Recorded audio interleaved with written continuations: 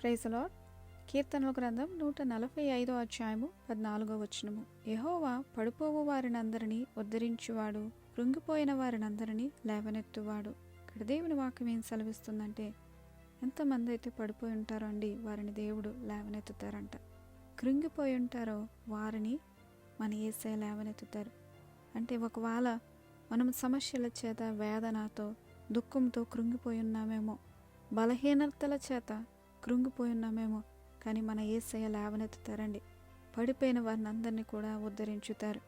దావీదు గారు అంటారు, నేను కృంగి ఉన్నప్పుడు యెహోవా నన్ను రక్షించెను అని దావీదు అంటారు.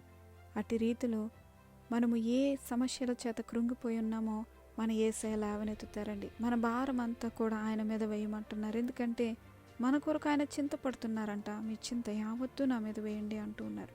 నేను నీ బాధను, దుఃఖమును చూస్తూ ఉన్నాను.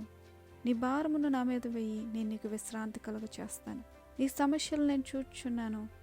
నీ కన్నీరు తుడిచి సహాయం చేయవాడను నేనే. ఒకవేళ అనారోగ్యంతో కానీ బలహీనతలతోని కృంగి ఉన్నారేమో మన యేసయ్య లేవనెత్తుతారండి. ప్రార్థన చేయొచ్చు. పరిశుద్ధుడా తండ్రి, ఎంతమంది నానా సమస్యల చేత, వేదనతో కృంగిపోయి ఉన్నారో వారిని లేవనెత్తండి తండ్రి. అయ్యా, మిమ్మల్ని ఆశ్రయించి వారిని మీరు విడిచిపెట్టే దేవుడు కాదు కాబట్టి ఈ బిడ్డలను లేవనెత్తండి, ముట్టండి. వారి సమస్యల్లో నుంచి వారిని పైకి లేవనెత్తమని యేసయ్య పరిశుద్ధ నామములో ప్రార్థన అడుగుచున్నాం పరమ తండ్రి. ఆమేన్.